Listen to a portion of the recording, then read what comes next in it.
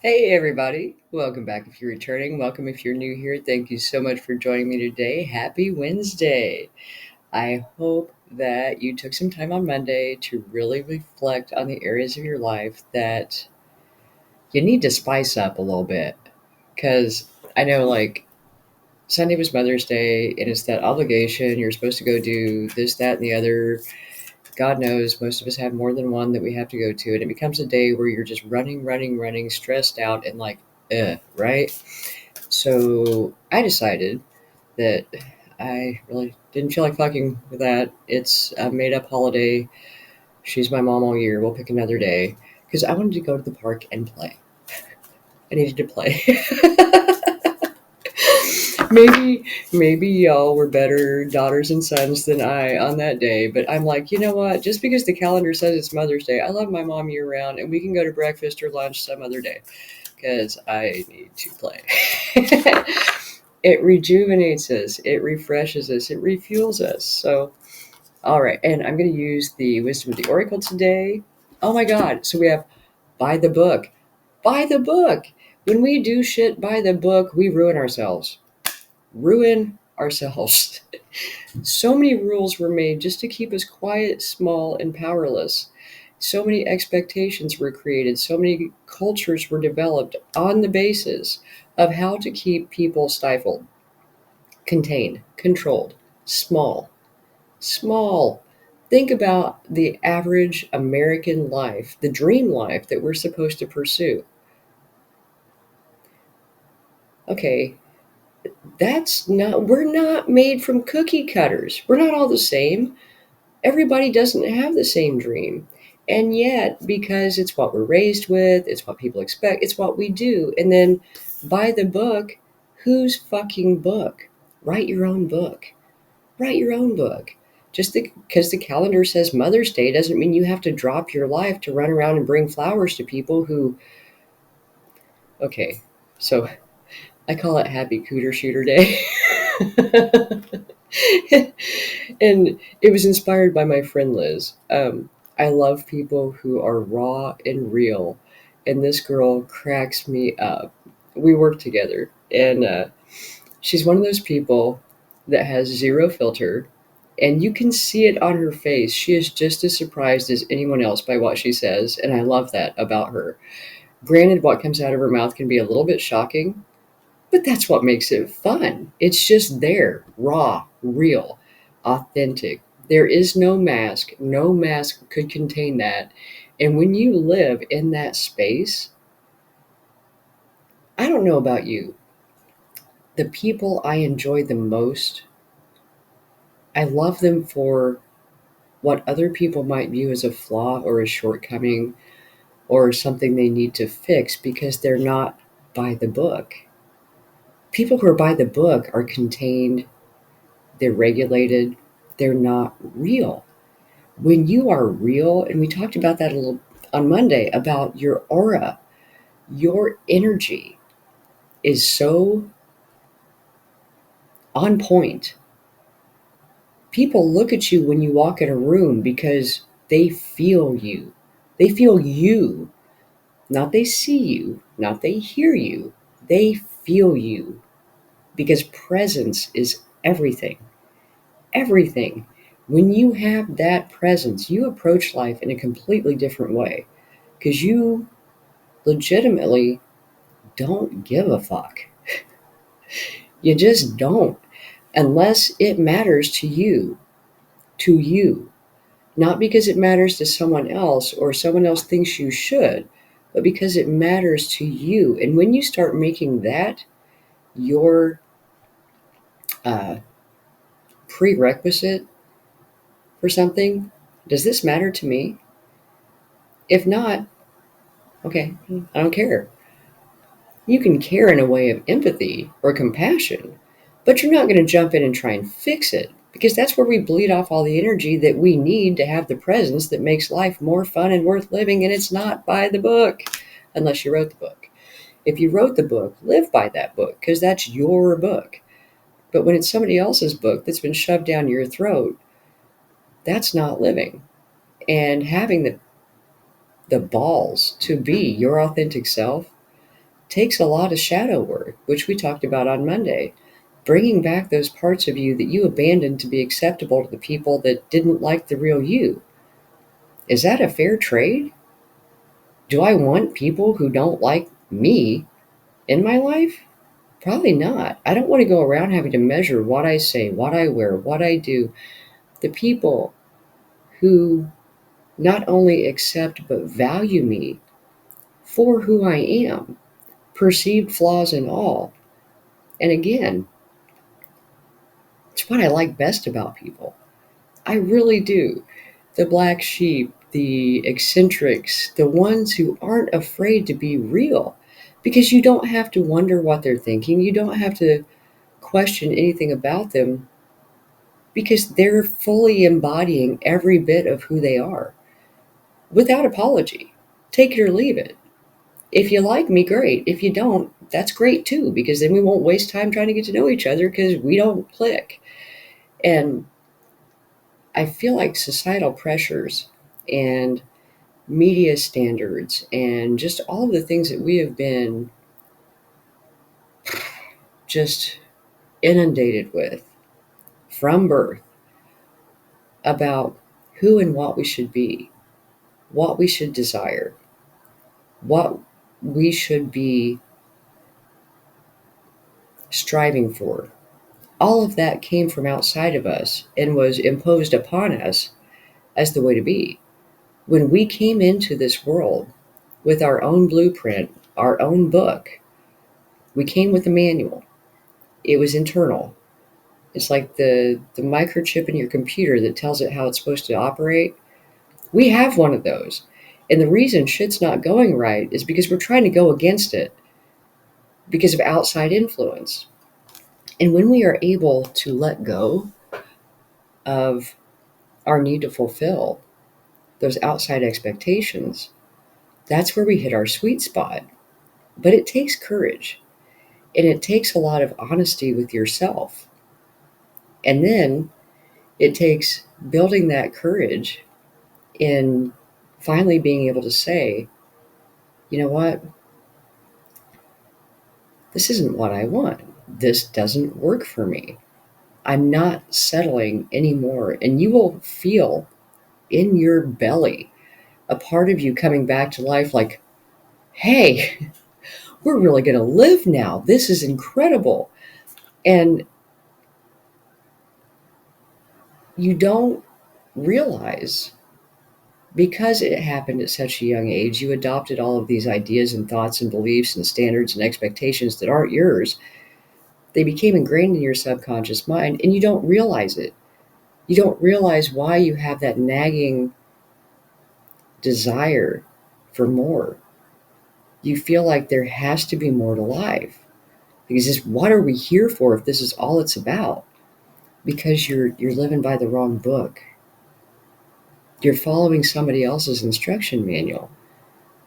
And if you let that go, because again, we talked about if you have your hands in this and you're trying to control the outcome, you don't see this over here that's just going to flow for you. When you let go of all of that, the universe abhors a void, despises a void. It must fill it.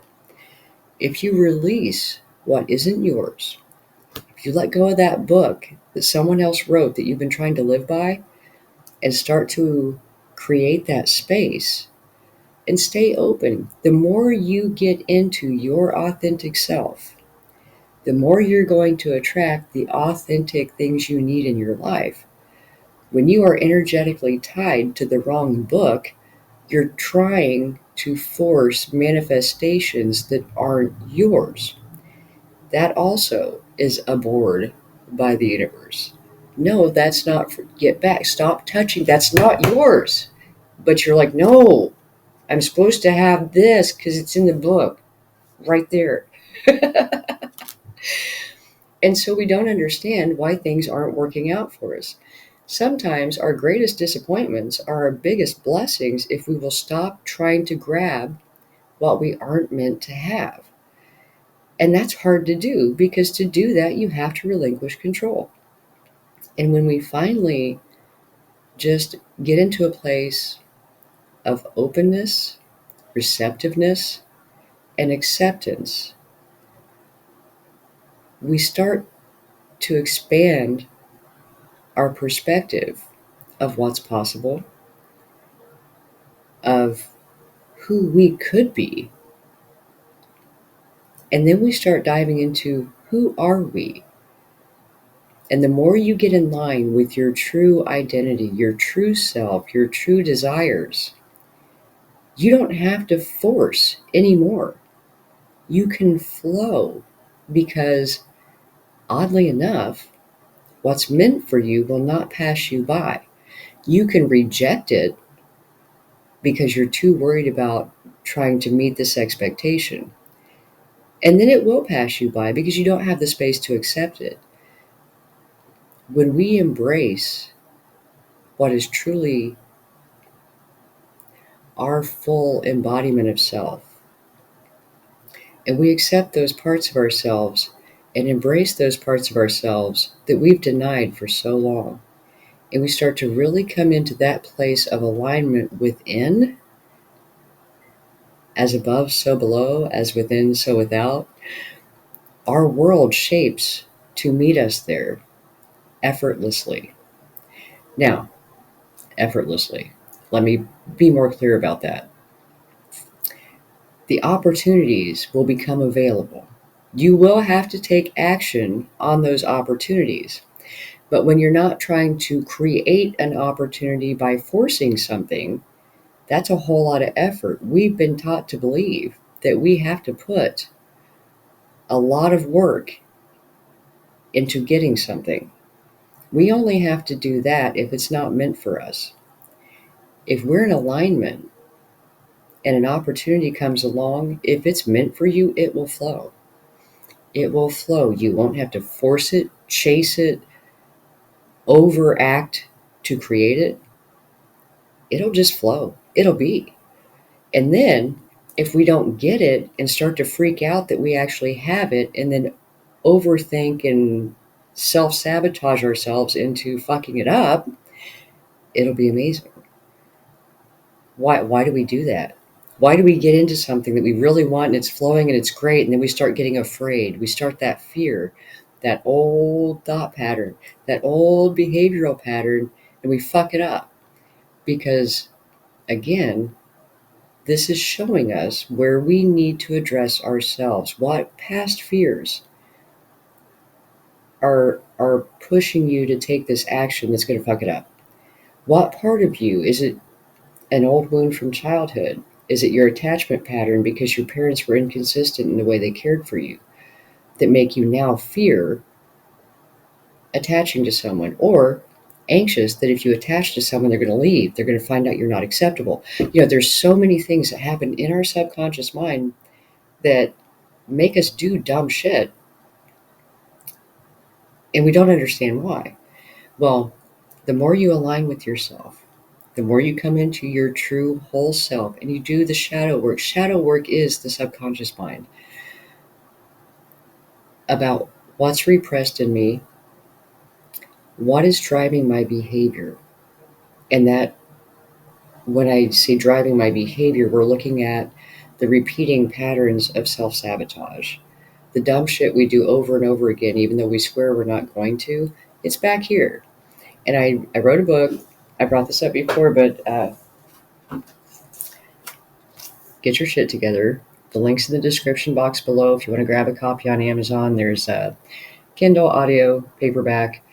But until we figure out what, because like the microchip that runs the computer, your book, your program, when somebody's messed with it and screwed it up, thus the outside expectations that have been put upon us, you got to fix it. You got to fix it because there's a glitch in the system. And we got to go in and address those glitches. What caused this behavior? Where does this trace back to? How do I feel when I'm triggered by something? Where did that come from? We have to identify these things because we can write our book, but if we wrote the book from the perspective of the glitched system, we're going to screw some of it up. That's what I mean by coming into complete alignment with yourself, digging in there, taking the trash out so that you're operating from your pure essence without the baggage, without the garbage, without the emotional wounds, all these things that have kept us just all over the place. Because, like, I use the Bible as an example where we could follow that book. However, keep in mind that original text was uh, translated by a government, and then distributed to the citizens. And it was a law that they had to follow that religion. I have to say, something in there was changed. That they may have tweaked a few things to make their citizens a little more submissive. Because if you go back to the original writings, it's not quite the same. Plus, it was translated through the perception of someone, King James, in that era, without the context of the people who made the original writings. You see where it can lose intent? Um, the bigger meaning can be lost. If you look at some of the major stories in the Bible, the major characters in the Bible, it's very much the hero's journey, the fool's journey. There are so many different ways of relating it. Uh, the Odyssey, Homer's Odyssey, Odysseus, um, the fool's journey in tarot, where basically our purpose here is to conquer challenges to become our full selves. That is shadow work. You are overcoming all of this bullshit from your past to become the person you're meant to be. Who, when you were born onto this planet, that was your blueprint, that was your microchip, that was your programming. Then it got jacked up. Well, each of life's hardships and challenges, if we choose to respond to it and not react to it, but respond to it and grow through it, is leading you to your best life, your most whole self. But if we don't know how to take the lesson from that and change our behavior, identify where it's coming from, reprogram the way that we believe, we're going to keep doing it. You're not going to have a journey. You're just going to have a groundhog day of the same shit happening over and over and over and over and over again because you're not pulling the lesson from it. You're not pulling the growth from it. You're just reacting to life as it comes at you. Life is happening for us if we know what to do with it. That's where it falls short. Most of us were not taught what to do with it. I studied psychology. I'm still studying psychology, behaviors, reprogramming the subconscious mind, learning how all these systems work and how they work together, the emotional body, the physical body, the mental body, the spiritual body. Yeah, we have so many different systems, and there can be things that go wrong with each and every one of them, and then trying to integrate them all together into a functioning component, that's a lot. And we weren't taught that. We were taught hanging participles, if I'm even saying that right, and how to do calculus. And okay, this does not help me with my my journey in life at all. Calculus does not tell me why I freak out every time this happens, or why when somebody says this, it triggers something in me. Like, that's our bigger part of functioning, not our intellectual capacity, but our wholeness as a human being, and how to integrate all of the parts into one harmonious thing that actually works together for our good.